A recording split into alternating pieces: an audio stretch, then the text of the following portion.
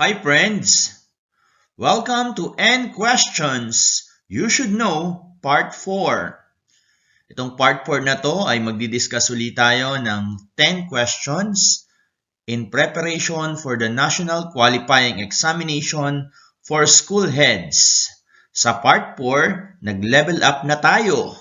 Ginawa natin na may mga references lahat ng questions para sa inyong guidance at para magkaroon kayo ng future references kung meron kayong ibang idea na nakafocus sa DepEd Memorandum o DepEd Order na mababanggit. Let's start!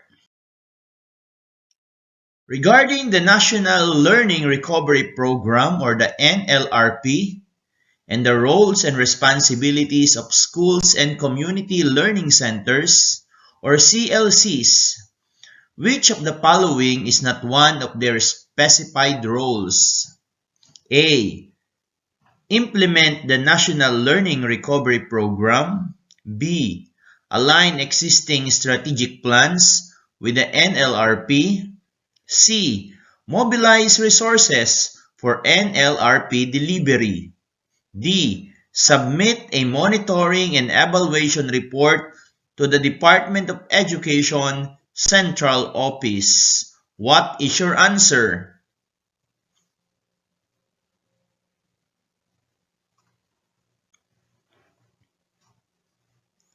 The answer is letter D. Submit a monitoring and evaluation report to the Department of Education Central Office. Because it is not required. What is required is the submission of report to the division office. The reference is DepEd Order number 13, series of 2023, or the adoption of the National Learning Recovery Program in the Department of Education. Let us proceed with the next question. The Rodriguez family is interested in the homeschooling program for their 2 children. They value a learner-centered, inclusive, and collaborative approach to education. Which aspect of the homeschooling program aligns with the Rodriguez family's educational preferences? A. Flexibility in addressing access issues. B. Contribution to curriculum development. C. Application of constructivist pedagogical approaches. D. Reflective and integrative teaching methods. What is your answer?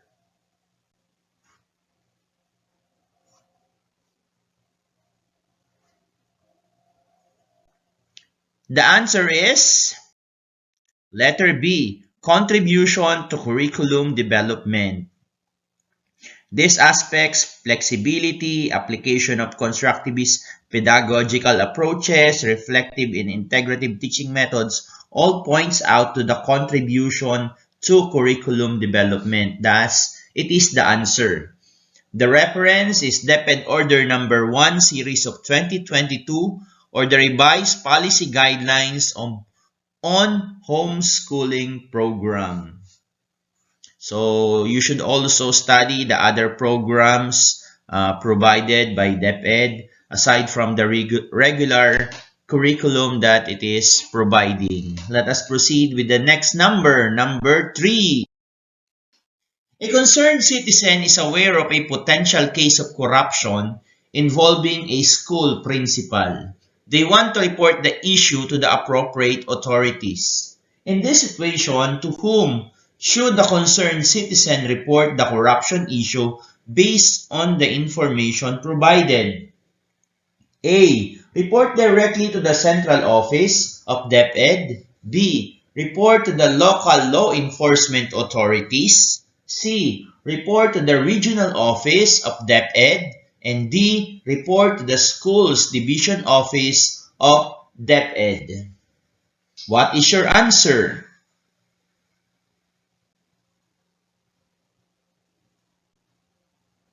The answer is letter C. Report to the regional office of DepEd.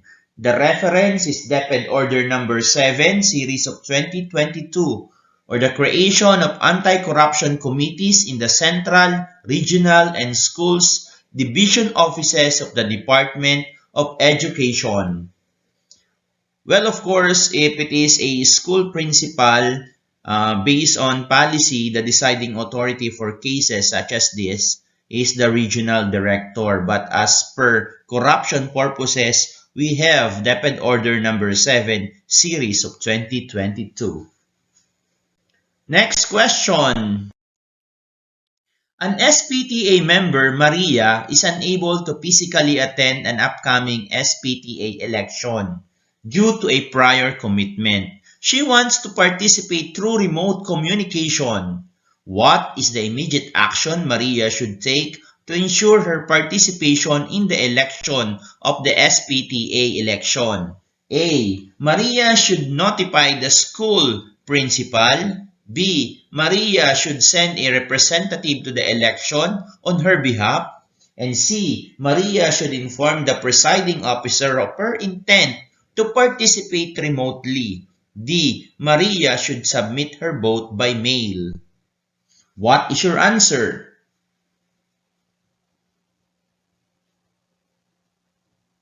The answer is letter C. Maria should inform the presiding officer of her intent to participate remotely. Well, that is now allowed according to DepEd Order number 13, series of 2022, or the Omnibus Guidelines on the Regulation of Operations of Parent-Teacher Association.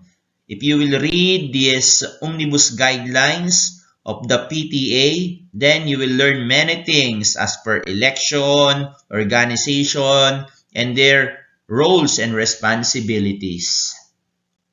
Next question. Number 5. In the context of the comparative assessment of the HRMPSB for job applicants, which of the following types of appointments are exempt from this assessment process?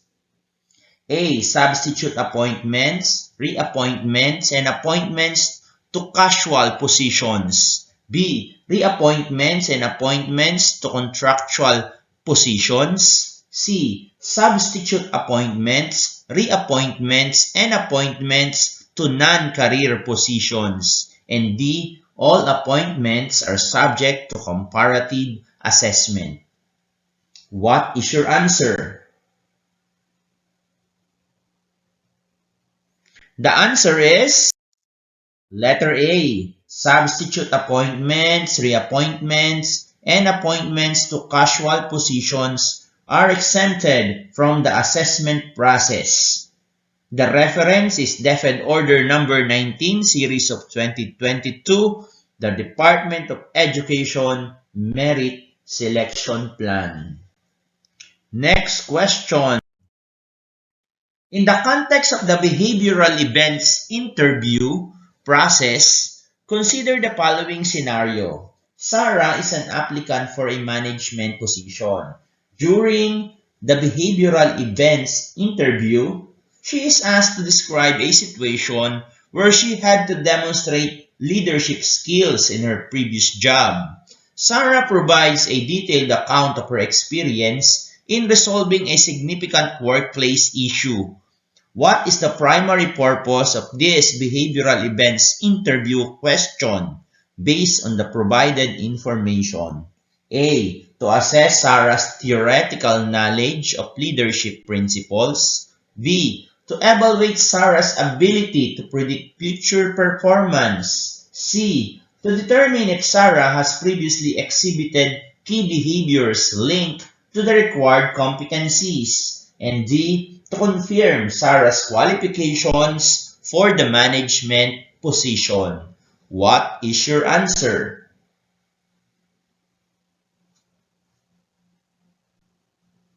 The answer is letter C. To determine if Sarah has previously exhibited key behaviors linked to the required competencies. This is because the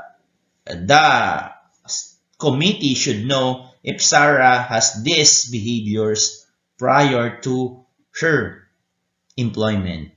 The reference is DepEd Order number 7, series of 2023, or the guidelines on the recruitment, selection, and appointment in the Department of Education. Next number 7.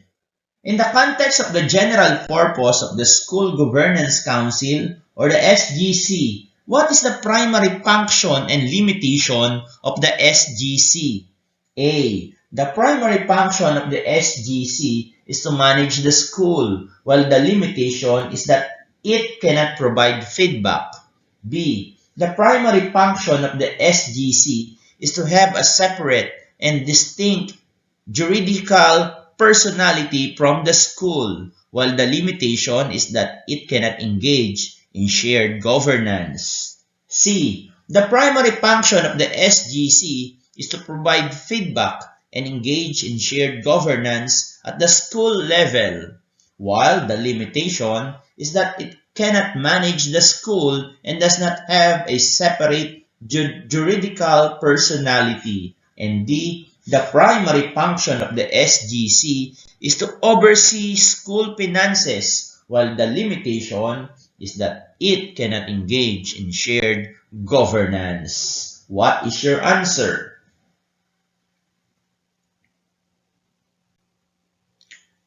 The answer is letter C. The primary function of the SGC is to provide feedback and engage in shared governance at the school level, while the limitation is that it cannot manage the school and does not have the separate juridical personality.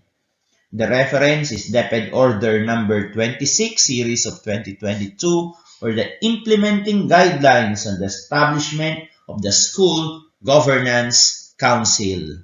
Well, of course, the SGC is not allowed to manage the school since we have the school head or the principal. But then, part of the work or the role of the SGC is to provide feedback and to be part of the shared governance at the school level.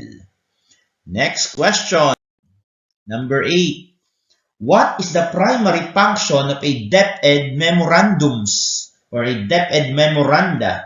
A. The primary function of a DM is to create committees and task forces. B. The primary function of a DM is to announce holidays and celebrations. C. The primary function of a DM is to provide detailed procedures for implementing established laws or policies. And D. The primary function of a DM is to reiterate regulations or laws issued by other government agencies. What is your answer?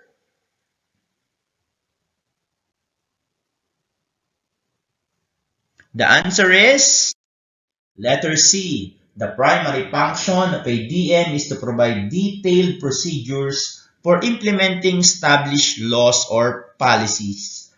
The reference is DepEd Order number 30, series of 2019, or the Department of Education Manual of Style. Part of this DEMOS, or the Department of Education Manual of Style, are the format of a division memorandum, office memorandum, and other orders as prescribed by this DepEd order. Number 9. John, a teacher, is creating educational materials for his classroom and wants to include the DepEd seal to make the materials official. What should John keep in mind regarding the use of the DepEd seal based on the information provided? A. John can use the DepEd seal as long as he follows the guidelines provided in DepEd Order number 63, series of 2011. B. John can use the DepEd seal on his materials without any restrictions as long as it's for educational purposes. C. John must seek specific permissions from the President's office before using the DepEd seal on his materials. D. John is not allowed to use the DepEd seal for any purpose. What is your answer?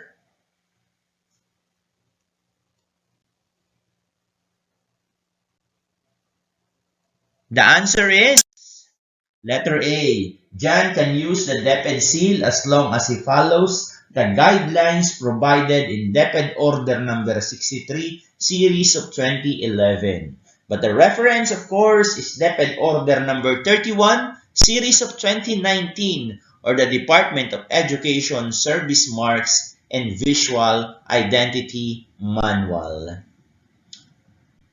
Next, number 10.